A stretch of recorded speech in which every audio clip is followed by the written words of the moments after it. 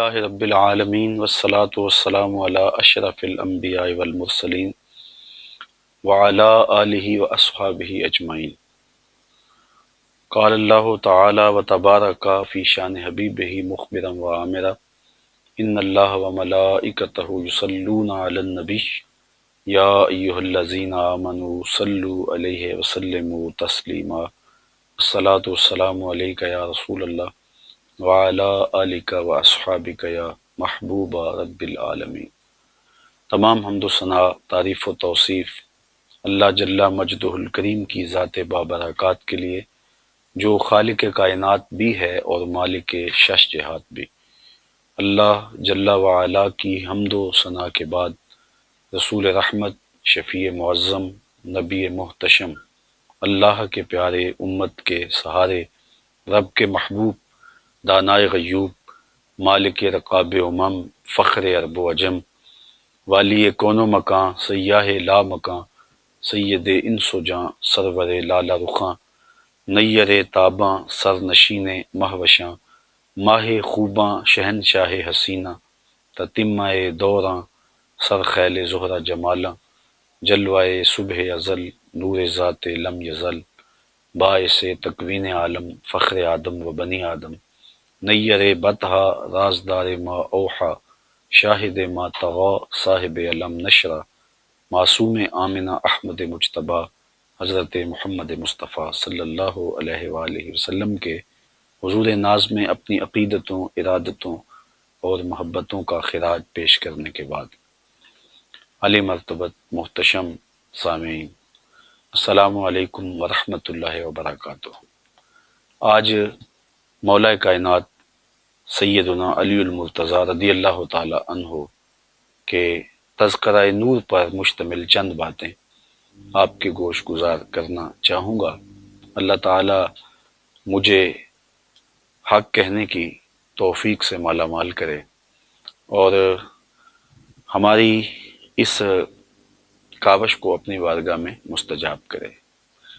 حضرت سیدنا علی المرتضیٰ رضی اللہ تعالیٰ عنہ رسول کریم صلی اللہ علیہ وآلہ وسلم کے چچا زاد بھائی تھے، اور جب حضور نے اعلان نبوت کیا تو وہ خوش نصیب لوگ جنہوں نے سب سے پہلے حضور کی دعوت پہ لبیک کہا اور حضور کی نصرت، اعانت اور مدد کے لیے پوری قوت کے ساتھ کھڑے ہوئے، ان میں حضرت سیدنا علی المرتضیٰ رضی اللہ تعالیٰ عنہ کا نمایاں نام ہے۔ اور آپ نے حضور علیہ الصلاۃ والسلام کے لیے اپنا سب کچھ قربان کرنے کا جو عزم کیا، پہلے دن سے ہمیشہ اس پر کھڑے رہے اور پوری قوت کے ساتھ اسلام کی سربلندی کے لیے، دین اسلام کے فروغ کے لیے مستعد اور فعال رہے۔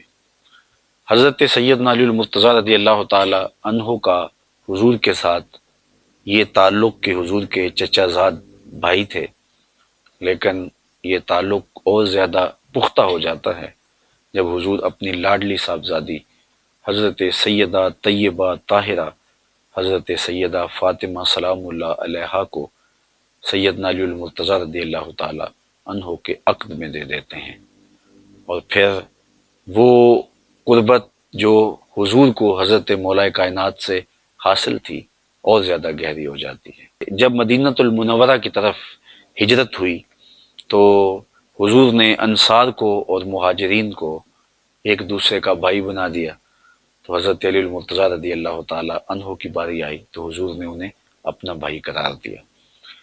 حضرت سیدنا علی المرتضیٰ کے مناقب، آپ کے فضائل پر مشتمل بہت احادیث ہیں جو کتب احادیث کے اندر موجود ہیں، لیکن حضور نبی رحمت صلی اللہ علیہ وآلہ وسلم نے حضرت علی المرتضیٰ کی محبت کو، آپ کے پیار کو پوری امت میں راسخ کرنے کے لیے ارشاد فرمایا۔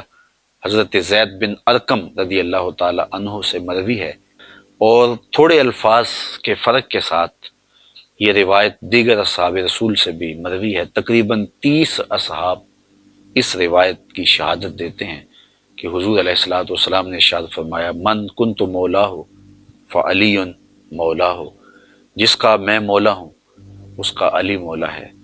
تو حضور نے حضرت علی المرتضیٰ رضی اللہ تعالی عنہ کی محبوبیت کے لیے، آپ کے پیار کے لیے لوگوں کو آمادہ کیا اور ان کی محبت لوگوں کے سینوں میں دلوں میں جاگزیں کی۔ حضرت ام سلمہ رضی اللہ تعالیٰ عنہ سے مروی ہے، حضور نے ارشاد فرمایا لا یحب علیا منافق ولا یبغضہ مومن، علی سے منافق محبت نہیں کر سکتا اور مومن بغض نہیں رکھ سکتا۔ حضرت علی المرتضیٰ خود ارشاد فرماتے ہیں کہ اگر میں کسی مومن کی ناک پہ تلوار بھی مار دوں تو اس کے باوجود بھی وہ میرے ساتھ بغض نہیں رکھ سکتا، اور اگر کسی منافق کو میں خزانے بھی دے دوں تو وہ میرے ساتھ محبت نہیں رکھ سکتا۔ تو حضرت علی المرتضیٰ رضی اللہ تعالی عنہ کی محبت یقیناً ایمان کی علامت ہے اور آپ کا بغض نفاق کی علامت ہے۔ اس لیے اہل ایمان حضرت مولا کائنات سیدنا علی المرتضیٰ رضی اللہ تعالیٰ عنہ سے ہمیشہ محبت کرتے آئے ہیں، اور کیوں نہ ان سے محبت کی جائے کہ جن کی محبت رسول اللہ کی محبت ہے، جن کی محبت دین کی محبت ہے، جن کی محبت اللہ اور اس کے رسول کی محبت قرار دی گئی ہے۔ حضرت سیدنا علی المرتضیٰ رضی اللہ تعالی عنہ کو حضور نے ہر مومن کا ولی قرار دیا۔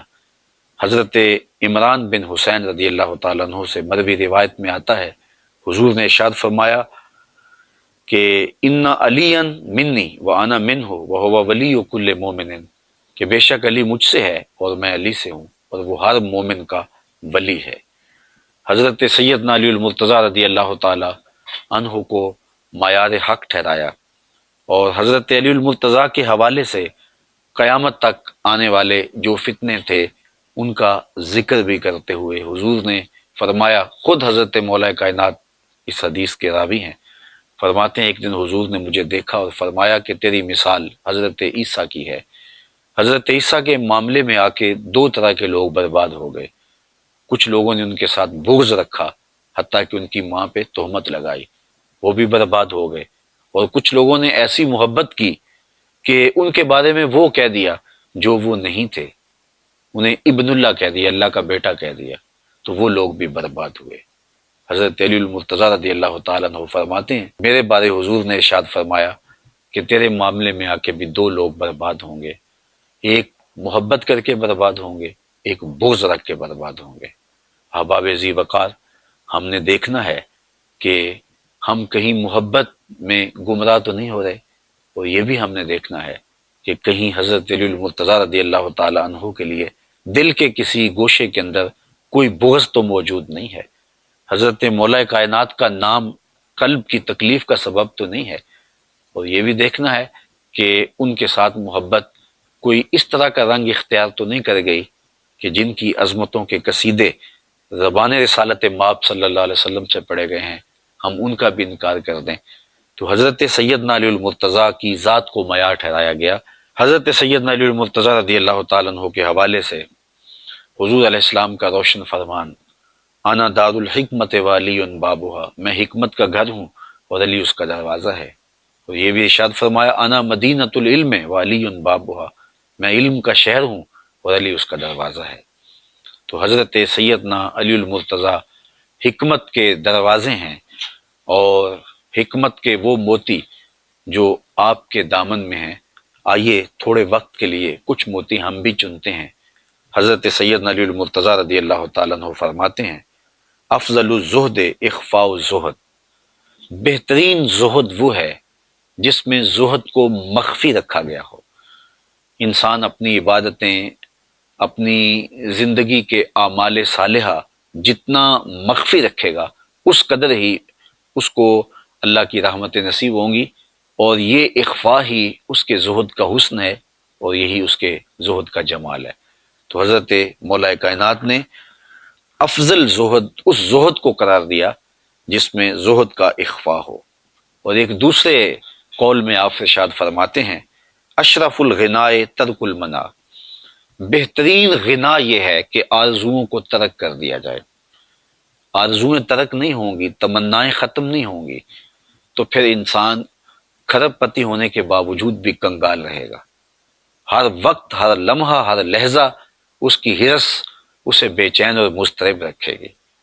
تو اشرف غنا، بہتر غنا، جو غنا اس کے قلب کی تسکین کا سامان بنے، جو اس کے باطن کے قرار کا سامان بنے، جو اس کو دنیاوی زندگی میں بھی راحت پہنچائے اور اس کی زندگی میں جمال اور حسن پیدا کرے، وہ وہی غنا ہے جس میں آرزویں دم توڑ جائیں اور خواہشات اس کی ختم ہو جائیں۔ تیری آرزو ہے کہ ہو میری آرزو پوری، میری آرزو ہے کہ تیری آرزو بدل جائے۔ تو اشرف الغنا ترک المنا، آپ نے ایک دوسرے مقام پہ ارشاد فرمایا، عزم الخالق اندک یصغر المخلوق فی عینک۔ اللہ تعالیٰ جل شانہ کی عظمت جب اجاگر ہو جاتی ہے اور تیرے دل اور دماغ میں اس کی عظمت کا احساس پیدا ہوتا ہے تو پھر مخلوق تجھے بڑی دکھائی نہیں دیتی، پھر کائنات کی حقیقت تیرے سامنے کھل جاتی ہے۔ جب مالک کی عظمت اجاگر ہو جائے تو پھر کائنات تیرے سامنے بڑی نہیں رہے گی، وہ چھوٹی ہو جائے گی۔ فرمایا اگر کوئی لونڈی اپنے ہاتھ میں خنزیر کی انتڑیاں لے کے آئے تو ان انتڑیوں کی جو اہمیت ہے میری نظر کے اندر دنیا کی اتنی بھی اہمیت نہیں ہے۔ تو یہ وہ سبق ہے توحید کا اور اللہ تعالیٰ جل شانہ کی عظمت کے اقرار کا کہ جو بندے کو دنیا سے بے نیاز کر دیتا ہے اور مالک کی عظمت کے سائے میں کھڑا کر کے اس کی نگاہوں میں دنیا کو چھوٹا کر دیتا ہے۔ حضرت علی المرتضیٰ رضی اللہ تعالیٰ عنہ کا یہ قول بھی سننے کے قابل ہے۔ فرمایا لا غنا کل عقل ولا فقر کل جہل ولا میراث کل ادب ولا ظہیر کل مشاورہ۔ کتنی خوبصورت باتیں ارشاد کی اور کتنے قیمتی موتی ہیں جو عطا کیے۔ فرمایا لا غنا کل عقل، عقل جیسی مالداری نہیں ہے۔ جو مالداری، جو دولت، جو ثروت عقل کی صورت میں اللہ تعالیٰ جل شانہ نے عطا کی ہے، وہ کوئی اور دولت اس کی جگہ نہیں لے سکتی ہے۔ بلکہ ایک مقام پہ فرمایا کہ ہم اللہ کی تقسیم پہ راضی ہیں، اس نے جاہلوں کو مال دیا اور ہمیں علم عطا فرمایا۔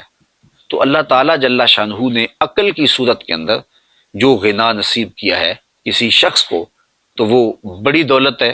فرماتے ہیں کہ اس جیسا غنا کوئی نہیں۔ پھر فرمایا ولا فقر کل جہل، اور جہالت جیسی محتاجی، فقیری اور غریبی نہیں ہے۔ جو جاہل ہے تو اصل میں فقیر اور محتاج ضرورت مند وہ ہے جس کے پاس چراغ علم نہیں اور جہالت کے ڈیرے جس کے ہاں ہیں۔ پھر ارشاد کیا ولا میراث کل ادب، اور ادب جیسی کوئی وراثت نہیں ہے۔ بندے کو اپنے ماں باپ سے، اپنے بڑوں سے جو دولت ملی ہے، جو وراثت ملی ہے، وہ بہترین وراثت حسن ادب ہے۔ اگر ان کو اچھے ادب مل گئے تو یہ حقیقی دولت ہے، حقیقی میراث ہے جو اس کو اپنے بزرگوں کی جانب سے ملی ہے۔ اور اگر اس کو درہم و دینار بہت مل گئے، اس کو دنیا کی بڑی دولتیں مل گئیں، لیکن اس کو ادب کی دولت نہیں ملی تو اس کے پلے کچھ بھی نہیں ہے۔ تو بہترین میراث کسی کو جو نصیب ہوئی وہ ادب ہے۔ تو ادب وہ دولت ہے، ادب وہ ثروت ہے کہ جو باقی ساری ثروتوں سے اور دولتوں سے بھاری ہے۔ حضرت سیدنا علی المرتضیٰ رضی اللہ تعالیٰ عنہ نے چوتھی بات ارشاد فرمائی ولا ظہیرہ کل مشاورہ، مشاورت جیسا کوئی مددگار نہیں ہے۔ جو ظہیر اور جو مددگار مشاورت ہے، اس طرح کا کوئی بھی مددگار اور کوئی بھی ساتھی اور کوئی بھی جو ہے وہ دوست نہیں ہے۔ حضرت سیدنا علی المرتضیٰ رضی اللہ تعالیٰ عنہ کا ایک قول نور دیکھیے جو آپ نے انسانی زندگی کی تہذیب کے لیے ہمیں ارشاد فرمایا ہے۔ فرمایا من ظن بک خیرا صدق ظنک، اگر کوئی تجھے اچھا تصور کرنے لگ جائے تو تو اس کے تصور کو سچ کر دکھا۔ اگر تیرے بارے میں کسی کی رائے یہ ہے کہ یہ بہت اچھا ہے اور تو جانتا ہے کہ میں اچھا نہیں ہوں، تو تو حقیقتاً اچھا ہو جا تاکہ اس کا ظن تیرے بارے درست ہو جائے۔ اعلیٰ حضرت امام اہل محبت امام شاہ احمد رضا خان فاضل بریلوی علیہ رحمہ، آپ حافظ قرآن نہیں تھے، لیکن لوگوں کا یہ گمان تھا کہ آپ حافظ قرآن ہیں۔ ماہ سیام کی گھڑیاں آئیں تو لوگوں نے آپ سے کہا حضرت آپ اس مرتبہ قرآن سنائیے، تو آپ قرآن مجید کے حافظ نہیں تھے، لیکن لوگوں کا یہ ظن تھا تو آپ نے قرآن مجید یاد کر لیا اور ایک مہینے کے اندر حفظ بھی کیا اور سنایا بھی۔ روزانہ پڑھتے تھے اور شام کو سنا دیتے تھے کہ لوگوں کا میرے بارے ظن یہ ہے کہ میں حافظ قرآن ہوں، تو چلو میں حافظ قرآن بن جاتا ہوں۔ تو سیدنا علی المرتضیٰ فرماتے ہیں جب لوگوں کا تیرے بارے اچھا ظن ہو تو تو ان کے ظن کے مطابق ہی ہو جا تو ان کے زن کو سچا کر دکھا۔ آپ کا ایک اور قول جو زندگی میں بہت زیادہ ہمیں رہنمائی فراہم کرتا ہے، بالخصوص فتنے کے دور میں یہ قول انتہائی رہنما قول ہے۔ ارشاد فرمایا کن فی الفتنہ کا ابن اللبون لا زہر فیرکب ولا درع فیحلب۔ فرمایا تو فتنے کے زمانے میں اونٹ کے 2 سال کے بچے کی طرح ہو جا، نہ تیرے پہ سواری کی جا سکے اور نہ تیرا دودھ دھویا جا سکے، یعنی فتنے میں تو لوگوں کا فتنے میں مددگار نہ ہو اور ان کے لیے کسی طرح بھی تو معاون نہ بن پائے، تو فتنے میں اپنے دامن کو بچا کر کے محفوظ رہا جائے اور اپنی حفاظت کی جائے۔ تو کتنی خوبصورت مثال دی کہ جس طرح اونٹ کا 2 سال کا بچہ ہوتا ہے کہ وہ دودھ بھی نہیں دیتا اور سواری کے قابل بھی نہیں ہوتا، تو نہ تو فتنے کو کوئی طاقت فراہم کر سکے اور نہ ان کی کوئی مدد کر سکے اور نہ ان کی کسی ضرورت کو، فتنہ گروں کی کسی ضرورت کو پورا کر سکے، ابن لبون کی طرح ہو جا۔ پھر آپ نے یہ بھی ارشاد فرمایا من حاسب نفسہ رابحہ ومن غفل عنہا خاسرہ ومن خاف آمنہ ومن اعتبر ابصر ومن ابصر فہمہ ومن فہم عالمہ۔ آپ نے ارشاد فرمایا جس نے اپنے نفس کا محاسبہ کیا وہ کامیاب ہو گیا، بامراد ہو گیا، اور جو محاسبہ نفس سے غافل رہا وہ نقصان میں رہا، اور جس نے اللہ تعالیٰ کا خوف اپنے من میں سما لیا، اپنے باطن میں اتار لیا، وہ امن پا گیا۔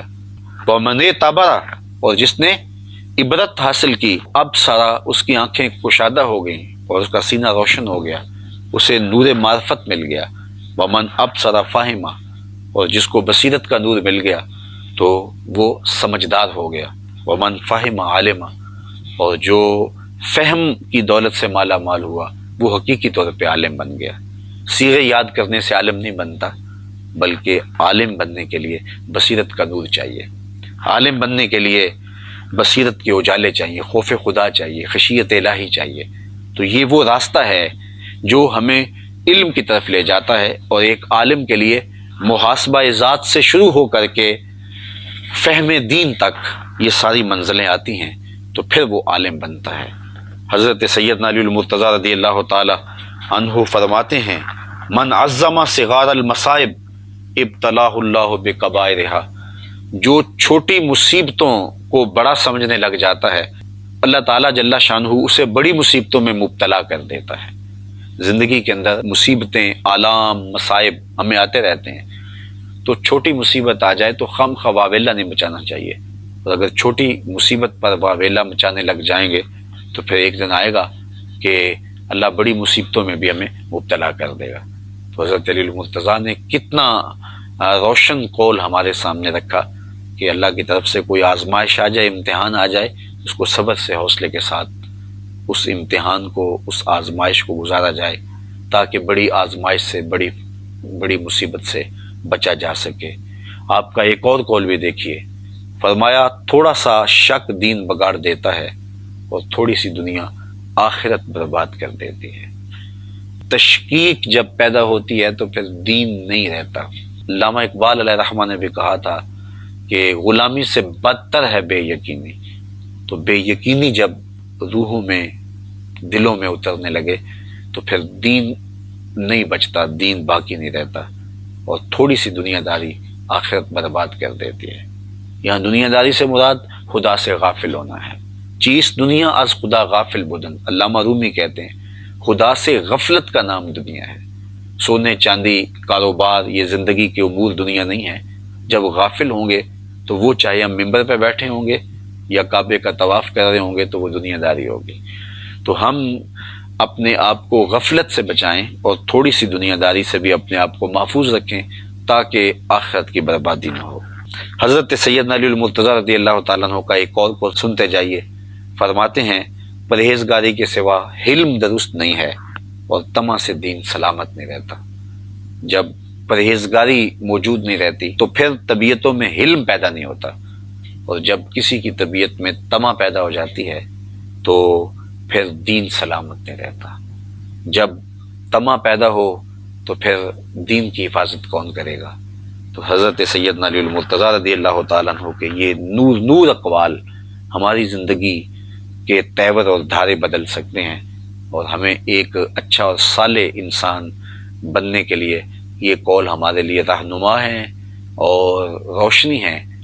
حضرت علی المرتضیٰ رضی اللہ تعالیٰ عنہ چونکہ شہر حکمت کے دروازے ہیں، اس لیے ہمیں انہیں زندگی گزارنے کا کامل اور مکمل نصاب دیا ہے۔ اس نصاب زندگی سے زندگی کا حسن کشید کیا جا سکتا ہے اور زندگی کی بہتریاں تلاش کی جا سکتی ہیں۔ اللہ ان کے نقوش پاک کی برکتیں روحوں میں اتار دے۔ وآخر دعوانا الحمدللہ۔